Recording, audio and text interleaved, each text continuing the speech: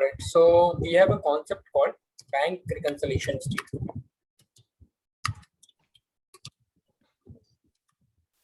Alright. There is two aspect to it. एक होता है हमारा बिजनेस, ठीक है, दूसरा बैंक होता है. इन दोनों के बीच में न्यूमेरस ट्रांजैक्शंस होते हैं. बैंक और बिजनेस के बीच में there are n number of transactions, and being from a business family you do understand कि बैंक के और बिजनेस के बीच में कितने ट्रांजैक्शंस होते हैं. पेमेंट से रिलेटेड होता है, कलेक्शन से रिलेटेड होता है, जो मेनली काम करता है. And there are other services as well कि we avail credit card, we avail debit cards from the bank. बहुत सारे पेमेंट्स हमारे बिहाफ में बैंक कर देता है. Like they will pay our telephone bills, they can pay our electricity charges, right? और bank भी हमारे ऊपर बहुत सारे चार्जेस लगाता है. we can avail locker facilities from bank. और तो ऐसे बहुत सारे सर्विसेज बैंक के थ्रू हम लेते हैं और बहुत सारे ऐसे ट्रांजैक्शंस होते हैं बैंक के साथ आज के डेट में. And bank is just not limited to that typical deposit कर दो, लोन ले लो. बैंक का विंग्स बहुत बड़ा हो चुका है आज के डेट में. It is like a more dynamic and they are now into n number of services, right? वो लोग आपके इन्वेस्टमेंट्स को भी आज के डेट में मैनेज कर रहे हैं and etc, right? So there is business and bank.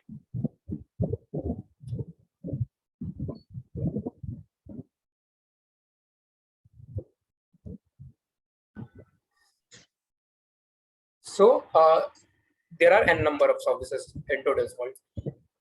Now दो चीज होता है, बैंक और बिजनेस. बिजनेस क्या बनाता है? Business prepares is bank laser,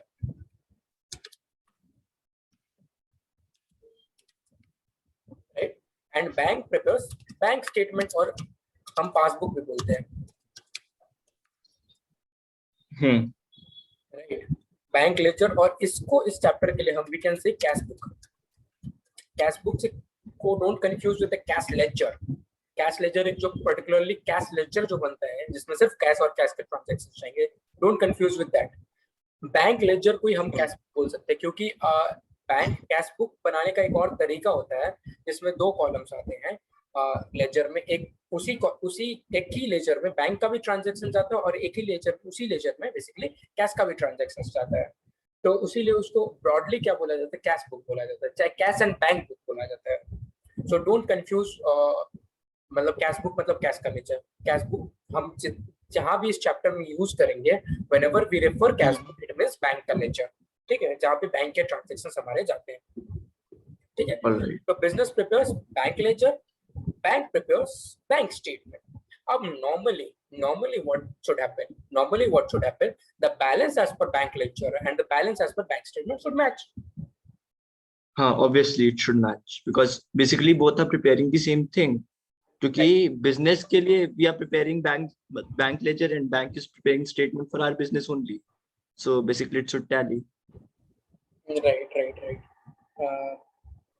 So that's the case, right? Now the thing is it might not tally as well because normally it should tally, but just imagine there are lakhs of transactions between business and bank, lakhs of transactions. And the thing is it might not match because it is being prepared by two different persons, ठीक है. Bank का statement bank का employ बनाता है, bank personal बनाता है, bank का software बनाता है. बिजनेस का बैंक लेजर होता है जो बिजनेस का अकाउंटेंट बनाता है, बिजनेस का माइट ओनर बनाए, चाहे बिजनेस का अकाउंटिंग सॉफ्टवेयर, ठीक है. It is under control of two different thing. So it might not as well match. अब इस match ना होने का there might be two reasons to why it will not match.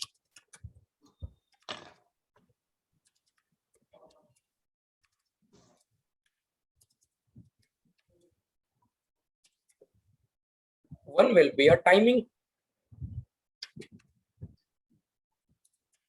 Just think कि for एक कोई पर्टिकुलर ट्रांजैक्शन हम bank में आज के डेट में डाल रहे हैं और बैंक स्टेटमेंट में महीने भर के बाद आ रहा है वही ट्रांजैक्शन का एंट्री, और उस महीने भर के बीच में कभी भी हम बैंक स्टेटमेंट निकाल लेते हैं तो क्या होगा? टैली नहीं होगा बैंक लेजर और bank statement. And we will see it through an example.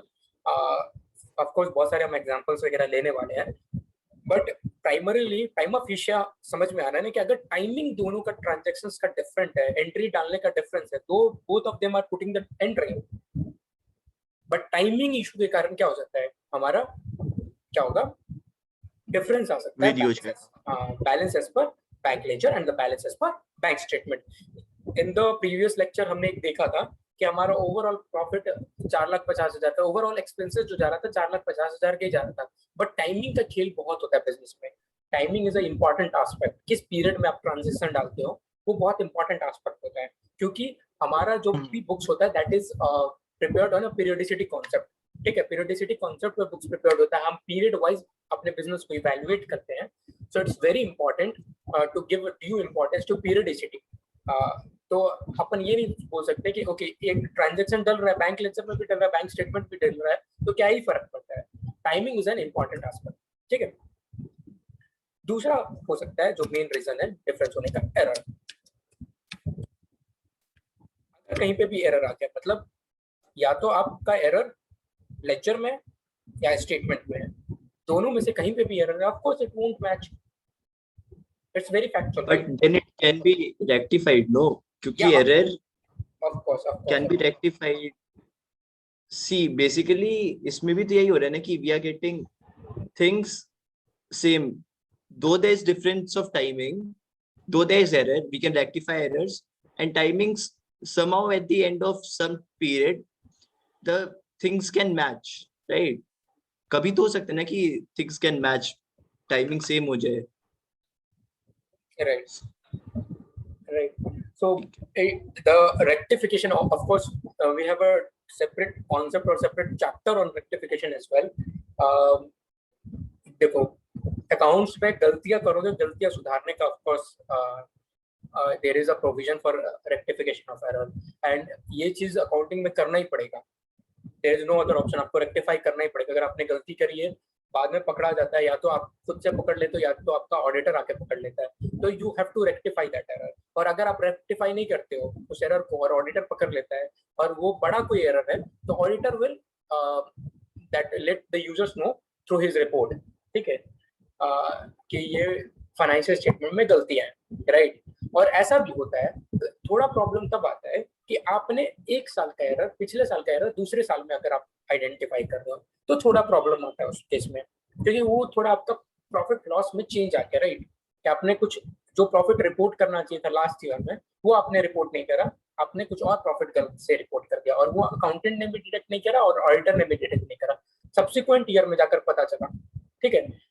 तो उसका भी एडजस्टमेंट उसका भी होता है, बट थोड़ा प्रॉब्लमेटिक सिचुएशन होता है, थोड़ा वो क्या हो गया कि गलत प्रेजेंटेशन चला गया last year. But of course if there is error in any case, सिर्फ bank statement, bank reconciliation statement का हम बात नहीं कर रहे हैं, कहीं पे भी कोई भी गलती हो, कहीं पे भी कोई भी गलती होगा, there is provision that you need to rectify that error. Got my point? हाँ, got it, sir. All right. So two reasons of not matching, एक तो टाइमिंग हो सकता है, दूसरा एरर हो सकता है, ठीक है। नाउ होता क्या है, I'll just try to give a simple example. There is two set of document, as we already discussed. Two set of document. One is bank ledger. Another set of document is what? Our bank statement. Bank statement. Right. Now just we are taking an example कि हमारा opening balance था वो 50,000 का था bank ledger, and bank statement में उतना ही था, ठीक है, ओपनिंग बैलेंस। नाउ हमने कुछ इसमें डिपॉजिट करा, 20,000 रुपए का मान लो डिपॉजिट करा, तो it goes into bank ledger as well and bank statement as well. मान लो कुछ विड्रॉ करा, amounting to let's say 10,000, so it goes into bank statement as well and bank ledger as well. All right, and we are just assuming a date for each of them. मान लो this transaction happened on 1st April 20, all right, and then this happened on 10th April 20. This happened on 15th April 20. All right. And again, on let's say 20 April 20, we deposited some check in bank. We deposited some check in bank. But what happened is, you know, कि कई बार क्या होता है, हम check deposit कर देते हैं, but clearing में टाइम लगता है. बैंक जब तक वो क्लियर करता है ना चेक, और एक्चुअल स्टेटमेंट में वो जब रिफ्लेक्ट करता है उसमें टाइम लग जाता है. ठीक है. क्योंकि क्या होता है कि अगर बैंक का खुद का बैंक का चेक होता है तो यूजुअली जल्दी क्लियर हो जाता है. बट मान लो if you are going into SBI bank and you are trying to deposit ICICI bank का चेक, तो जो प्रोसेस होने में, क्योंकि वो फिर क्लियरिंग एजेंसी के पास जाता है, वो देखता है, सब कुछ वेरीफाई करता है, तो उसमें थोड़ा प्रोसेस होने में टाइम लग जाता है. Now because world has moved to digitalisation, तो आजकल उतना चेक्स वगैरह में ट्रांजेक्शन होता नहीं है. क्या बोलते हैं आप लोग, IMPS NEFT वगैरह कर देते हो, तो वो ज्यादा टाइम लेता है.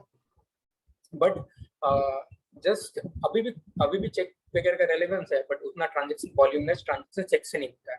बट चेक वगैरह को क्लियर होने में थोड़ा टाइम लग जाता है. तो मान लो हमने कोई चेक डिपॉजिट करा, अब जैसे चेक डिपॉजिट करने गए, हमने एक बैंक लेजर में तो एक एंट्री डाल दिया होगा जैसे चेक डिपॉजिट करें. तो मान लो चेक डिपॉजिट हमने यहाँ पे करा. हाँ, तो बिजनेस में तो एंट्री डाल दिया कि आज चेक डिपॉजिट. हाँ, चेक डिपॉजिट हुआ, हमने एंट्री डाल दिया. अब मान लो चेक तो हमने डिपॉजिट कर दिया, बट जो चेक क्लियर हुआ वो हमारा जाकर हुआ 5th of May को. मान लो इतना टाइम नॉर्मली नहीं लगता. जस्ट अज्यूम के बीच में कोई स्ट्राइक हो गया था, चाहे लॉकडाउन लग गया था, for XYZ reasons cheque got cleared on 5th of May.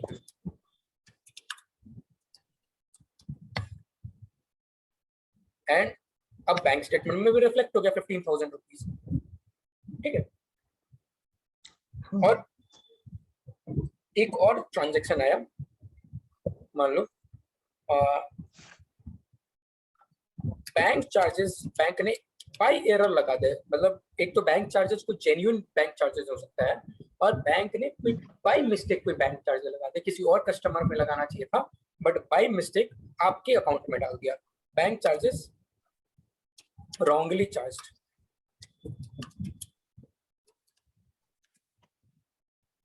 ₹1,000.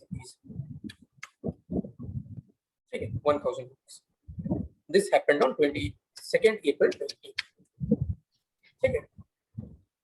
अब नाउ ये बैंक चार्जेस, फिर आपने बात करा बैंक से कि भैया ये तो मेरा लगना ही नहीं चाहिए था, तू लगाती हो, तो आपका बैंक चार्जेस रिवर्स भी हो गया फ्यूचर में जाके. ठीक है. 1,000 रुपीज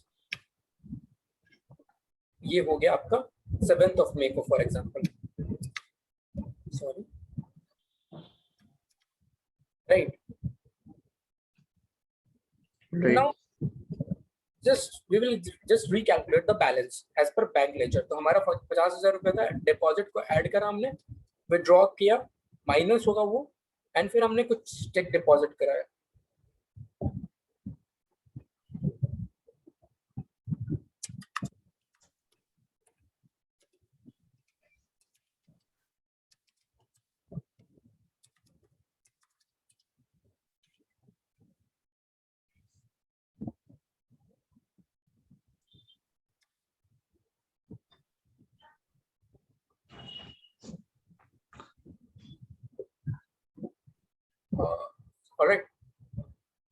All right.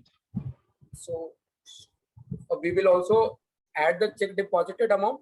ठीक है. This will be balance as per bank ledger. ठीक है.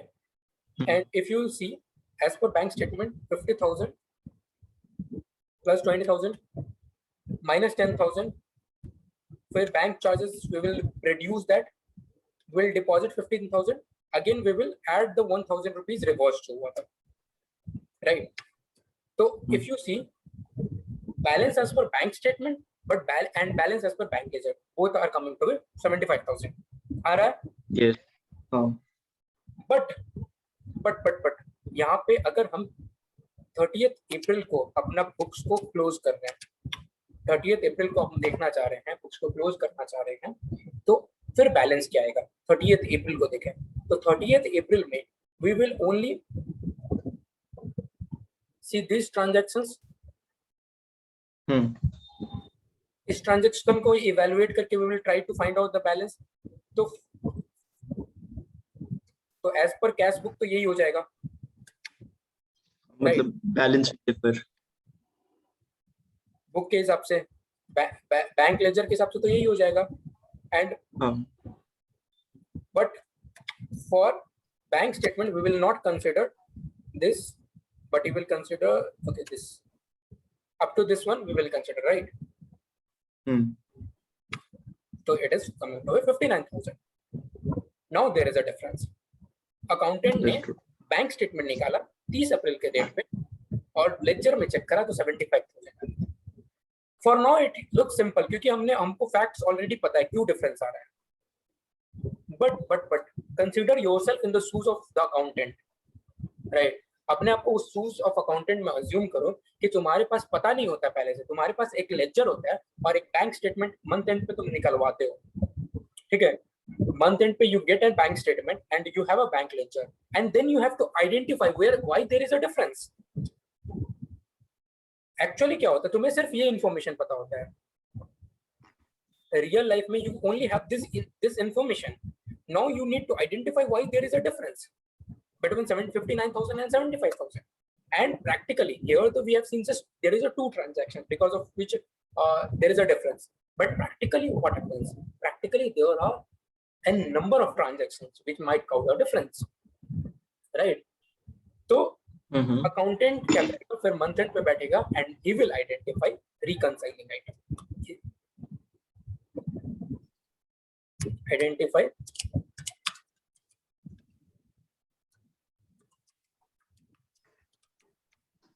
reconciling item. What is a reconciling item? Basically those items which creates differences between balance as per bank ledger and the balance as per bank statement. Those items which create difference between balance as per bank ledger and balance as per bank statement is a reconciling item, right? Okay. So we do need to identify the reconciling item. And for us, what are the reconciling items? These three entries are the reconciling item. Basically, yes. Yes, these three entries are the reconciling item. तो as a accountant उसका job होता है कि वो reconciling item को identify करे, proper adjustment करे और चेक करे कि अगर कोई एरर है तो उसको रेक्टिफाई करे, ठीक है? And if there is any treatment is required in the books of account, then appropriate treatment is made. So now you will be able to identify or define what is BRS. In a very simple words, BRS is a statement prepared by whom? Business, not bank. Business prepare karega BRS. BRS is a statement prepared by business to reconcile, to basically identify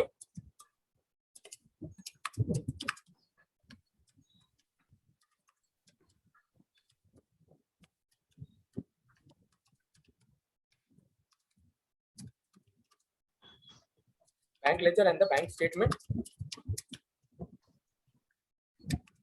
identify the reconciling item. एक बार आपने difference identify करा, हमारे case में 16,000 रुपए का difference है। Difference identify करने के बाद what you do? You identify the reconciling item. Basically, what are those items causing that difference?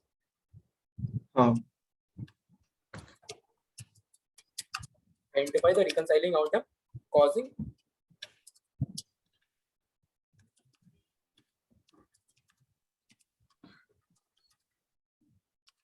and ultimately you will make appropriate treatment.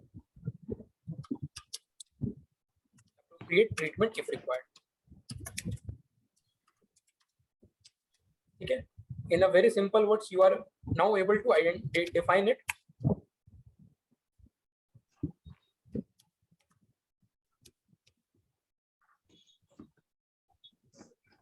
ठीक है? This is a BRS. तो BRS is nothing but short form of bank reconciliation statement. इसको प्यार से हम BRS बोलते हैं, ठीक है? Okay. Now होता क्या है? होता क्या है कि we prepare there are various type of items, various nature of items which can cause difference, and we will try to study each item, and there cannot be a complete list of items जिसको हम पढ़ सके कि वही difference cause करेगा. The list can only be illustrative list, it cannot be exhaustive list. ठीक है, हमारे पास ऐसा कोई भी पूरा लिस्ट नहीं बन सकता कि यही आइटम डिफरेंस कॉज कर सकता है. Just like we can not make a list of की all the possible journal entries, right? हम all the possible journal entries का लिस्ट नहीं बना सकते हैं, वैसे all the possible items which can cause difference उसका भी लिस्ट नहीं बना सकते हैं.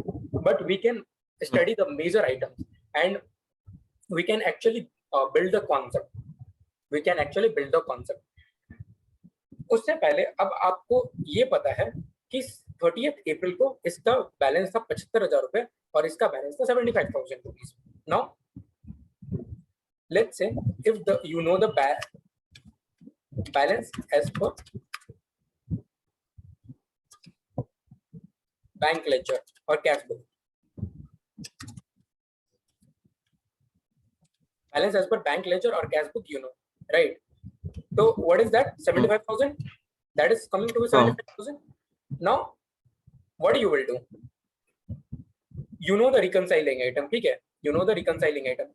एक तो क्या है? Check deposit but not cleared है. Check deposit but not cleared. इससे क्या हो रहा है? ये check deposit और clear नहीं होने से क्या हो रहा है? बैंक लेजर में जो बैलेंस आ रहा है वो inflated है या फिर deflated है? बढ़ा हुआ है या फिर कम हुआ है? Basically the thing is it is deflated. It's मतलब less. It's less कम हुआ है. No. I'm talking about balance as per bank ledger में क्या हुआ as on 30 अप्रैल हमने क्या करा है? 15,000 रुपीज ऐड करा हुआ बैंक लेजर में. हाँ, बैंक लेजर में included बैंक स्टेटमेंट में inflated. तो bank ledger is inflated in comparison to bank statement, right? Statement, yes. ये inflated है. तो what you will need to do, अगर ये inflated है, अब मान लो हमें लाना है बैंक लेजर को बैंक स्टेटमेंट तक लाना है तो हमें इसको गिराना पड़ेगा, राइट? हाँ, हमें रिड्यूस करना पड़ेगा. तो what you will do, less करोगे what? Check deposited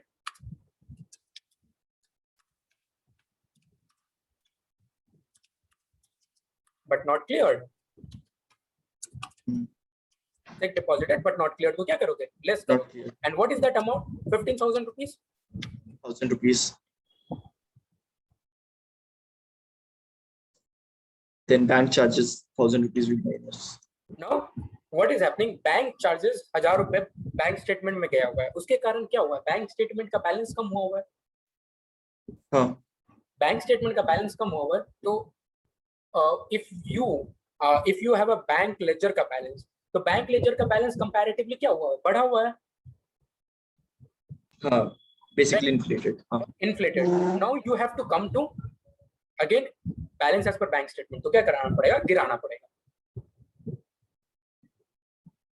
right? Bank laser का charges. हाँ, you will reduce that bank ledger का balance to the bank statement. So you will again less what? Bank charges wrongly charged.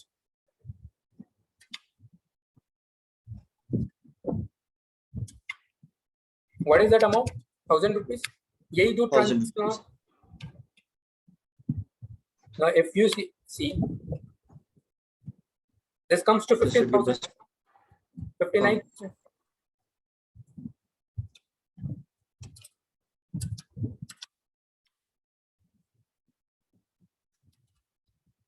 Right. Now this is the statement being prepared by the accountant every on a monthly basis. Usually business monthly basis पे usually ये statement बनाता है practically, ठीक है? So this is nothing but bank reconciliation statement.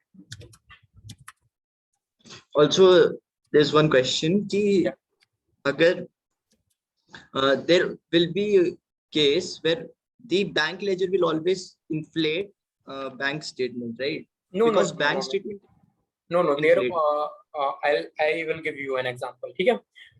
Now think of a scenario. Now think of a scenario. We have issued a check. हमने check काट दिया. ठीक है. मान लो we have issued a check amounting to rupees 12,000. ठीक है. Rupees 12,000 का हमने चेक काट दिया. नाउ चेक काटते मतलब we have issued to supplier. तो ऐसा तो होता नहीं कि जैसे हमने जिस टाइम पे हम साइन कर रहे हैं उसी टाइम पे हम एंट्री तो डाल देंगे अपने बुक्स में, बुक का बैलेंस को कम कर देंगे, एंट्री तो उसी टाइम पे डाल देंगे. बट सप्लायर उसी टाइम पे तो बैंक में प्रेजेंट करता नहीं. हमारे बिजनेस से पहले सप्लायर के पास जाएगा, फिर सप्लायर अपने पास हो सकता है 2-3 दिन खुद के पास रख ले, फिर बैंक में जाएगा, बैंक क्लियर करेगा, तो आपके बैंक स्टेटमेंट में से रिड्यूस होता है, बैंक बैलेंस रिड्यूस होता है. तो there is again a timing on that, right? तो it also might cause a difference. तो अब इस केस में क्या होगा?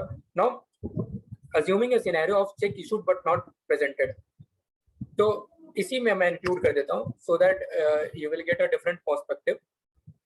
Assuming on a 21st April you issued a check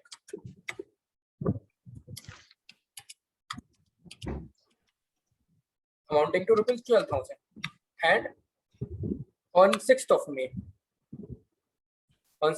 what happened? Check got cleared, check got presented. Supplier ने check present कर दिया,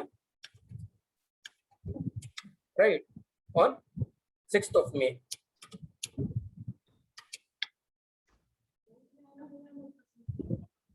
$12,000 बैंक स्टेटमेंट में फिर रिफ्लेक्ट हुआ. Now again computing the balance as on after 7th of May, तो ये balance हो जाएगा और ये हमारा यहाँ पे भी बैलेंस हो जाएगा 63,000. बट अगेन 30th April का अगर बैलेंस कंप्यूट करें तो ये हमारा 63,000 आ रहा होगा और ये 59,000 ही होगा, right? Are you okay up to this point? या अंडरस्टूड. नाउ अब इसी रिकंसिलिएशन स्टेटमेंट को हम बनाते हैं. तो balance as per bank ledger is what as on 30th April 63,000, right? Now एक तो दो एंट्री ऑलरेडी हमने डाल दिया. अब एक एंट्री क्या है? Check issued but not presented. तो चेक इशू है तो हमने क्या करा है? अपने बैंक लेजर में रिड्यूस कर दिया बैलेंस को. विल ऐड अब हमको बैंक स्टेटमेंट पे लाना है तो हम ऊपर उठाएंगे, बैंक लेजर को ऊपर उठाएंगे बैंक स्टेटमेंट में लाने के लिए. तो we will add, right?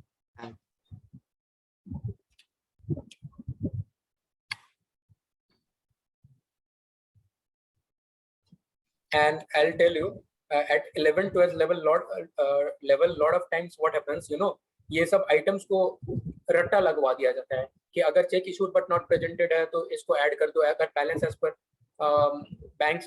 Bank ledger है तो ऐड कर दो, और अगर balance as per bank statement दिया हुआ है तो उसमें से लेस कर देना. तो ये सब चीज रट्टा लगवा दिया जाता है ऐसे आइटम. बट ऐसा रट्टा नहीं है कि कोई भी सिनेरियो आ जाए, you just apply your concept and make it happen, right?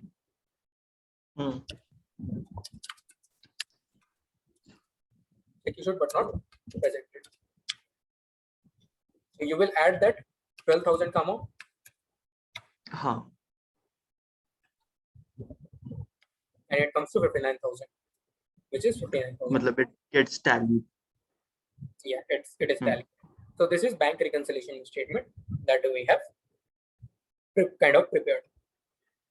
All right. अब we have certain examples. Right. I'll just copy.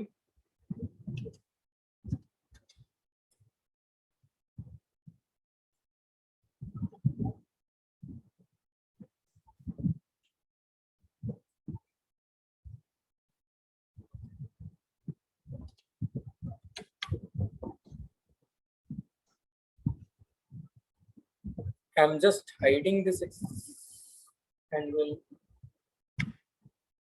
Okay, मैंने इसको hide कर दिया answers को, so that you don't look at the answers and say.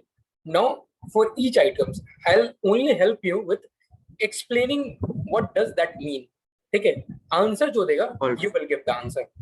कि अगर balance as per cash book है तो व्हाट विल हैपन, ऐड और subtract, and if the balance is as per bank statement what you will do, add और subtract. ठीक है. Okay sir. Now if there is check deposited but not cleared, I will help you with the first item. और ये हमने already भी कर लिया है, कैसे आंसर आपको बताना है. So I will help you with the first item and then you will try the rest of the cases. Check deposited but not cleared मतलब क्या है? आपने चेक डिपॉजिट करा है, आपने कैश बुक में दिखा दिया है, मतलब बैंक में क्लियर नहीं है. तो अगर आपने कैश बुक में दिखाया हुआ है तो सबसे पहले ये माइंड में देखो एक पर्टिकुलर ट्रांजैक्शन का इफेक्ट क्या हो रहा है, कैश बुक बढ़ा हुआ है या फिर बैंक स्टेटमेंट बढ़ा हुआ है. सबसे पहला थॉट ये आना चाहिए. तो check deposited but not clear से क्या हो रहा है, कैश बुक बढ़ा हुआ है. ठीक है, कैश बुक बढ़ा हुआ है. अब देखना है स्टार्टिंग पॉइंट हमारा क्या है. स्टार्टिंग पॉइंट कैश बुक है या फिर स्टार्टिंग पॉइंट बैंक स्टेटमेंट है. जैसे हमारे एग्जांपल में स्टार्टिंग पॉइंट बैंक लेजर था, कैश बुक था, राइट. तो सबसे पहले अब नेक्स्ट स्टेप ये होना चाहिए कि हमारा स्टार्टिंग पॉइंट क्या है. सबसे पहले तो ये देख लिया बढ़ा हुआ क्या था, बैंक लेजर बढ़ा हुआ है, फिर बैंक स्टेटमेंट, तो कैश बुक बढ़ा हुआ है, फिर हमारा स्टार्टिंग पॉइंट भी कैश बुक है. अगर स्टार्टिंग पॉइंट कैश बुक है तो कैश बुक को बैंक स्टेटमेंट में लाने के लिए, क्योंकि कैश बुक बढ़ा हुआ है तो बैंक स्टेटमेंट में लाने के लिए कम करना पड़ेगा. हाँ, तो it will be a subtract, right. हमें कैश बुक को बैंक स्टेटमेंट में लाना पड़ेगा तो कम करना पड़ेगा. तो अगर balance as per cash book है तो उसमें से सबट्रैक्ट करना पड़ेगा. Getting my point? Any confusion in that? Basically in this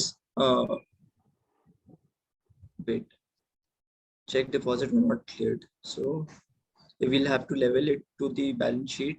We'll have to subtract from cash book and add in the balance sheet if we have level it to the cash book. All right, understood. Right. अब bank statement दिया हुआ है क्योंकि cash book बढ़ा हुआ है मेरा. We have the first step itself is what we evaluated, that our balance as per cash book is inflated. तो अब बैंक स्टेटमेंट है तो बैंक स्टेटमेंट को उठाना पड़ेगा ऊपर. तो we will call it, तो देसी भाषा हम यूज कर रहे हैं, गिराना पड़ेगा, उठाना पड़ेगा, बट इट मींस कि हम सबट्रैक्ट करेंगे या फिर ऐड करेंगे. ठीक है. And you will see the answer फुलचा सिम्पसन, subtract and add, right? Now check issued but not presented.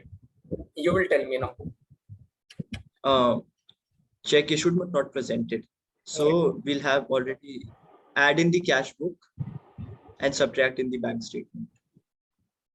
Add in the cash book and subtract in the bank statement. Very good. Very good. Now I'll again explain you the logic. Very simple. ठीक है, check issued but not presented है, मतलब हमारा cash book कम हुआ है, bank statement बढ़ा हुआ है, तो कैश बुक स्टार्टिंग पॉइंट है तो उठा दो, बैंक स्टेटमेंट स्टार्टिंग पॉइंट है तो गिरा दो. तो add and subtract. Now cheque deposited in bank directly by a customer.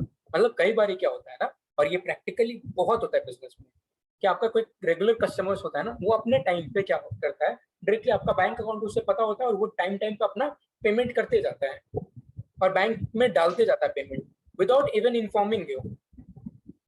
वो बताता नहीं, उसको टाइम पे पता है उसको पेमेंट करना, वो पेमेंट कर देता है अपना, और आपको उसी टाइम पे पता नहीं चलता है. जब आप बैंक स्टेटमेंट वगैरह निकालते हो तब पता चलता है.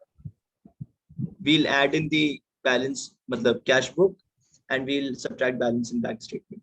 Very good, very good. क्योंकि हमारा बैंक स्टेटमेंट बढ़ा हुआ है, डायरेक्टली डिपॉजिट हो गया तो बैंक स्टेटमेंट बढ़ा हुआ है. Because we don't know, we are not entering, मतलब जनरल एंट्री हम कर ही नहीं रहे अपने कैश बुक में उस चीज का, एंड बैंक स्टेटमेंट भी ऑलरेडी बढ़ रहा है, तो फिर जनरल एंट्री करेंगे तो उसको यहाँ पे ऐड करते रहेंगे ना उसको, फिर मतलब वो अमाउंट ऐड करेंगे तो वो टैली हो जाएगा. Very good. So this is the case. हम क्योंकि अगर cash book is starting point हम उसको बढ़ा देंगे, bank statement is starting point गिरा देंगे. That's the answer. Which tallies. अब इनकम में कई बार क्या होता है, इनकम आपके बैंक स्टेटमेंट में डायरेक्टली आ जाता है. जैसे आपका कोई डिविडेंड का इनकम है, शेयर्स पे कोई डिविडेंड आ रहा है, चाहे आपका इंटरेस्ट भी तो बैंक डायरेक्टली आपके खाते में डिपॉजिट कर देता है ना, आपसे पूछने तो जाता नहीं, आपको इन्फॉर्म तो करने जाता नहीं. टाइम पे एफडी पे इंटरेस्ट है, चाहे current account, sorry saving account वगैरह पे इंटरेस्ट है, तो वो डायरेक्टली आपका डिपॉजिट कर देता है. तो ऐसा कोई भी इनकम है अगर बैंक में डायरेक्टली जा रहा है जिसका आपको पता नहीं, आप एंट्री नहीं डाल रहे, तो इट्स वेरी सिंपल. क्या करोगे balance as per cash book में? Add in cash book, subtract in very bank good statement very good, क्योंकि कैश बुक में एंट्री नहीं डालोगे, कैश बुक का बैलेंस कम होगा, डाले उठा दो, बैंक हाँ स्टेटमेंट को गिरा दो, ऐड एंड सब्ट्रैक्ट। नो, ऐसे ही क्या होता है कि बहुत सारे खर्चे क्या होते हैं, हम बैंक को स्टैंडिंग इंस्ट्रक्शंस दे देते हैं, बोल देते हैं भैया तुम, हम मेरे पास इतना टाइम नहीं कि हम टेलीफोन का बिल पे करें, इलेक्ट्रिसिटी का बिल पे करें, वाटर का बिल वो पे करें। डायरेक्टली कटता है तुम अकाउंट डायरेक्टली से तुम स्टैंडिंग इंस्ट्रक्शन एक स्टार्टिंग में एक साइन करवा लेता है बैंक, और वो फिर डायरेक्टली पे करते रहेगा आपका इंटरनेट का बिल्स वगैरह सब, वो so directly this bank. will be add in cash book subtract in bank statement. Are you sure? Yeah, sure, because we're not basically there's two aspects in this. We'll have to know that if we are No, no. timing So, matlab, okay, okay. timing Now. Whenever you give an answer, no, because we are in an initial stage of doing bank reconciliation statement, and I've always said, I've always said, let's not get too ahead of ourselves. तो सबसे पहला step क्या है? सबसे पहला step हमारा है ये आइडेंटिफाई करो कि कौन सा बैलेंस पड़ा हुआ है।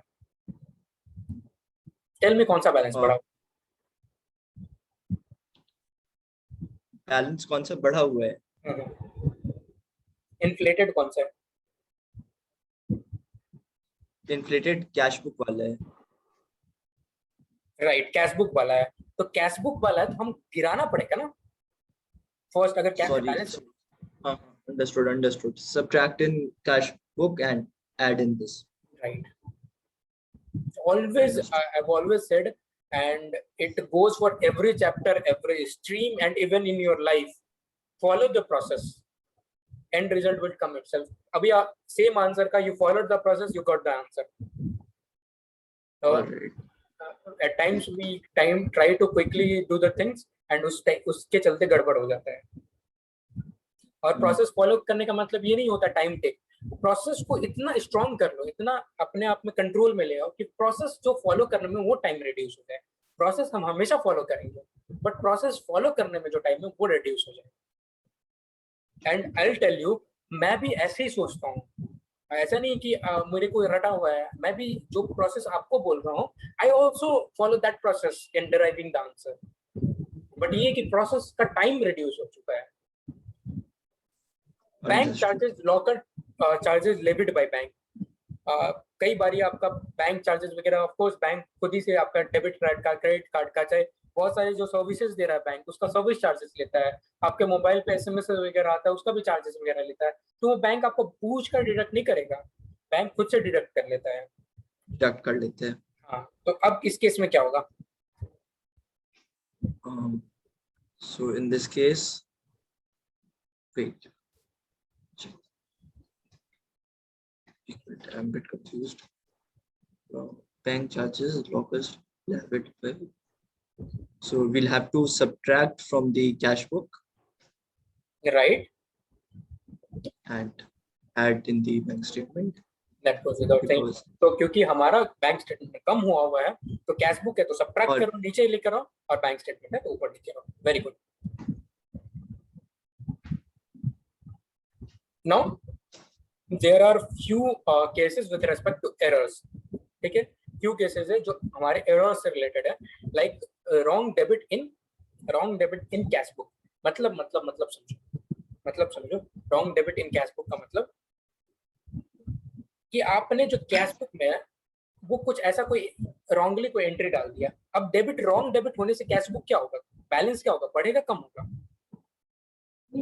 Wrong debit.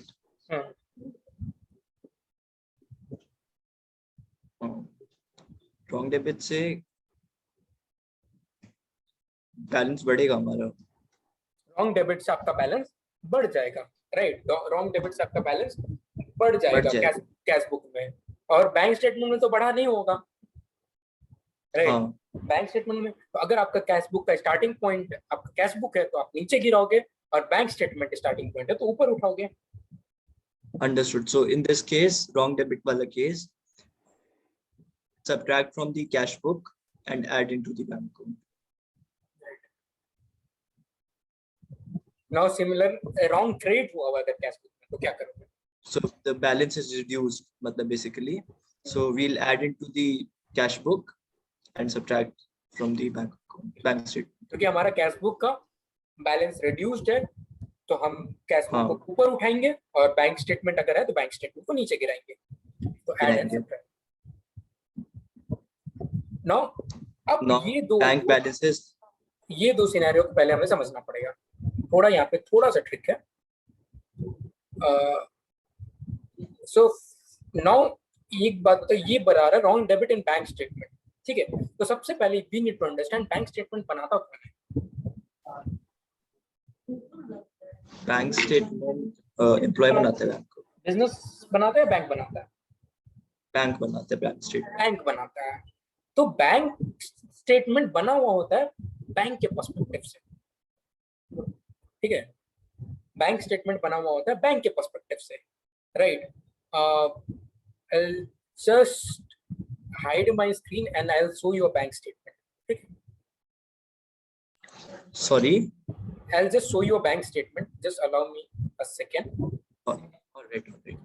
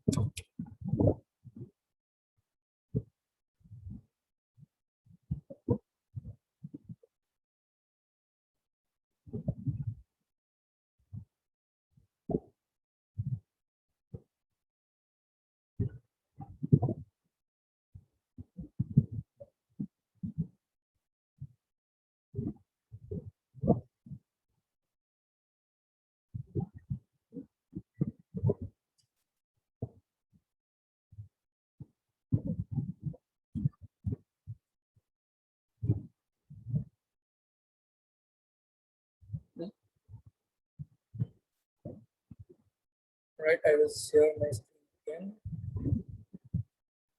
Okay, now my screen is visible again.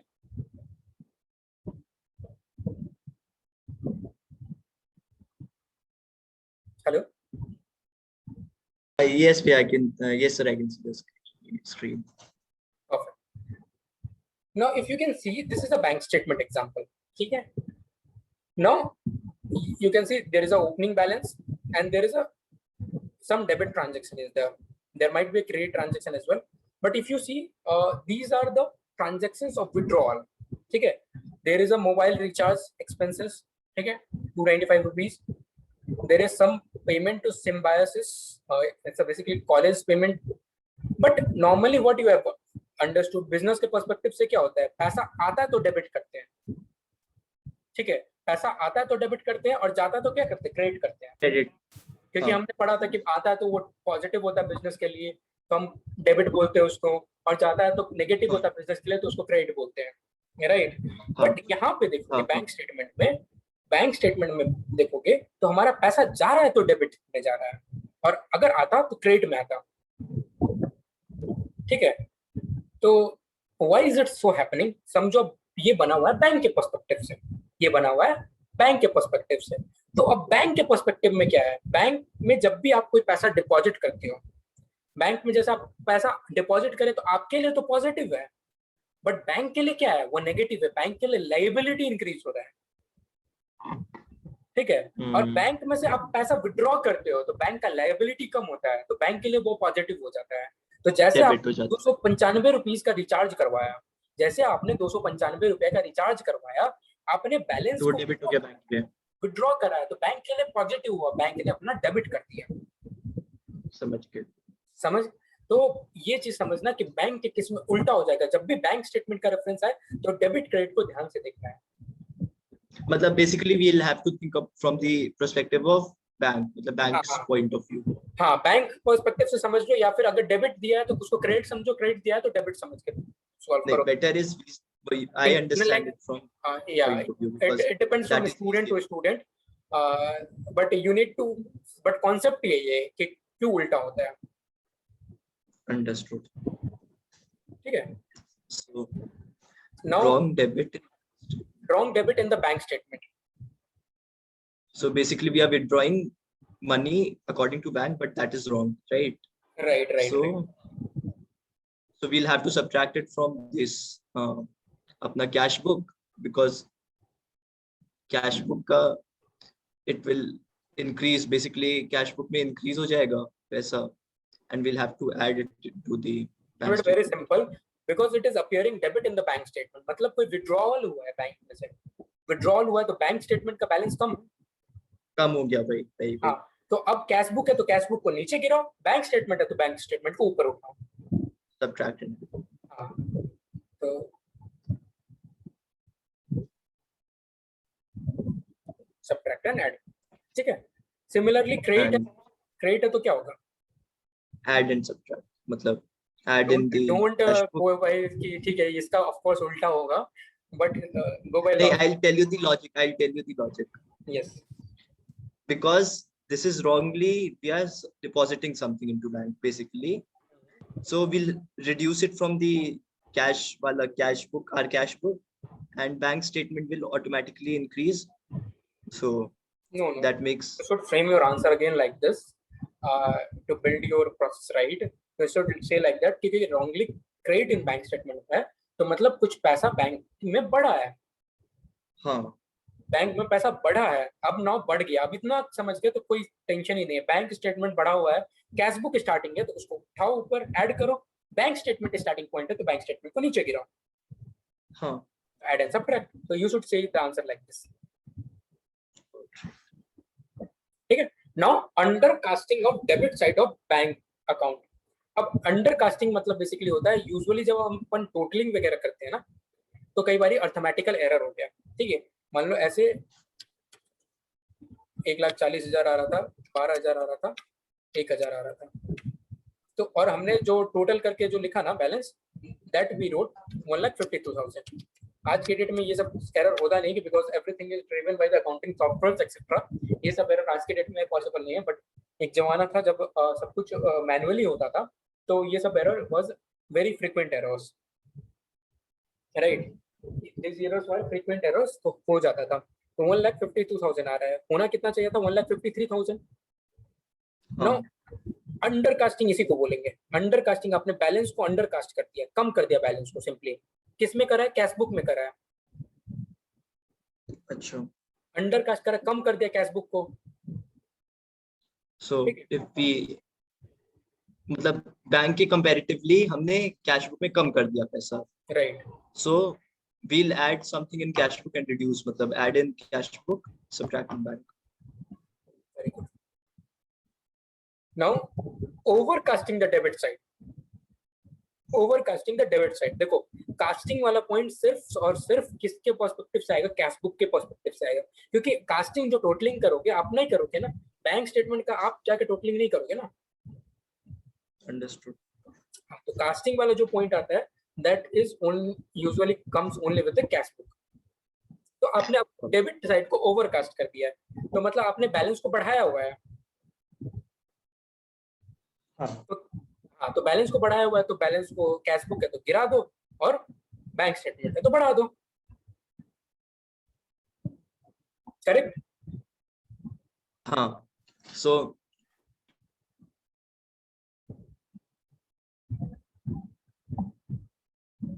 now would you mind telling this answer? Undercasting of credit side in the cash book. I'll tell you this. Undercasting credit side मतलब basically undercasting credit side in the cash book, मतलब कि we are debit side undercasting, मतलब we were basically reducing the credit side. एक minute यार, इसमें क्या होगा कि बेसिकली इसमें बैंक बैलेंस रिड्यूस हो जाएगा क्या? मतलब बैंक का फॉल्ट है इसमें? simple no simple. In bank ledger there is two side, bank debit side और credit side, and this goes with every ledger में दो साइड होता है, डेबिट एंड क्रेडिट, ठीक है। हमने इसको सही तरीके से टोटल करा, ठीक है। क्रेडिट साइड में हमने कुछ एंट्रीज आ रहे थे, मान लो 10,000 का एक एंट्री आ रहा था, 3,000 का एक एंट्री आ रहा था, ठीक है, एंड 2,000 का एक एंट्री आ रहा था, and while totalling this we totalled it to be 14,000। What we are doing? Undercasting, right. Undercast कर दिया ट्रेड साइड को, Now what is the balance? 1,53,000 minus 14,000. This is coming to be balance. तो क्या हो रहा है, आपने क्रेडिट साइड को कम कर रहा है ना, क्रेडिट साइड को अंडर कास्ट करा है. तो क्रेडिट साइड को जब अंडर कास्ट करोगे तो बैलेंस आपका बढ़ जाएगा ना. if I will write the accurate, it will 1,38,000. But if I write the wrong under casted amount, तो आपका बैलेंस बढ़ रहा है बैंक में as per bank ledger. You don't get my credit side क्या करता है? Credit side is kind of withdrawal side, payment side. हाँ. तो पेमेंट हमने कम दिखाया है, काइंड ऑफ पेमेंट अगर कम दिखाया है तो क्या हो जाएगा, हमारा बैलेंस बढ़ जाएगा. बैलेंस बढ़ जाएगा एज पर लेजर. तो लेजर का अगर बैलेंस बढ़ा हुआ है तो क्या करेंगे, ऑफ कोर्स लेजर का बैलेंस बढ़ा हुआ है तो लेजर स्टार्टिंग पॉइंट है, कम कर दो. बैंक स्टेटमेंट स्टार्टिंग पॉइंट है, बढ़ा दो. राइट. Subtract and add. ठीक है, अंडरस्टूड. उसके बाद सिमिलर वे में ओवरकास्ट आ रहा है. मान लो हमने इसके बदले में 16,000 रुपए कर दिया, मतलब पेमेंट को हमने बढ़ा दिया. पेमेंट को अगर हमने बढ़ा दिया तो हमने क्या किया, कैश बुक का बैलेंस को क्या कर दिया, कैश बुक के बैलेंस को वो कर दिया, सब्ट्रैक्ट को कम कर दिया.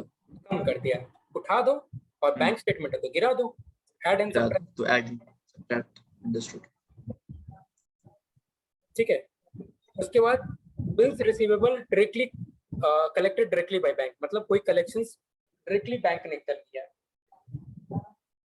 ठीक है, कोई कलेक्शन बैंक ने डायरेक्टली कर लिया तो क्या होगा, कोई कलेक्शन बैंक ने डायरेक्टली कर लिया तो बैंक का बैलेंस बढ़ जाएगा और हमारा बैलेंस कम हो जाएगा. तो हम अपने बैलेंस में ऐड करेंगे और बैंक के बैलेंस में सब्ट्रैक्ट करेंगे. गुड. Add and subtract. ठीक है. इंटरेस्ट चार्ज किया बैंक ने, कुछ इंटरेस्ट चार्ज कर लिया तो अपने पे. तो फिर बैंक का बैलेंस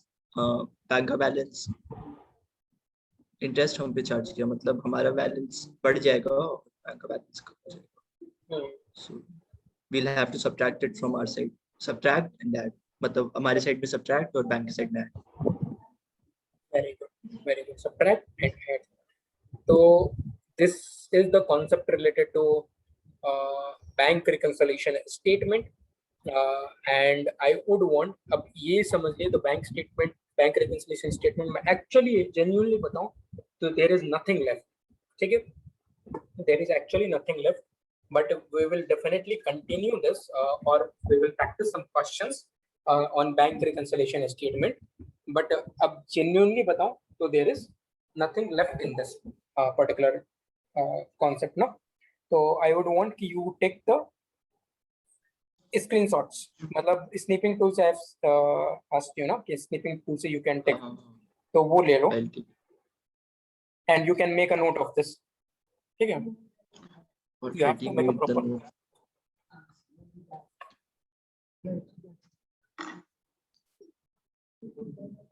tries.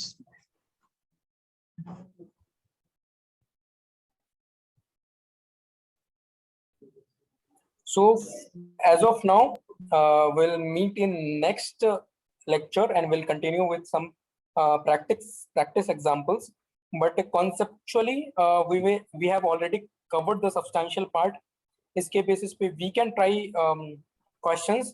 इसमें कुछ भी अब as such conceptually रहता नहीं है. ठीक है. And I hope you guys will make notes from this. ठीक है. So let's meet in the next lecture. तब तक के लिए bye bye. Take care. Thank you so much. Thank you, sir.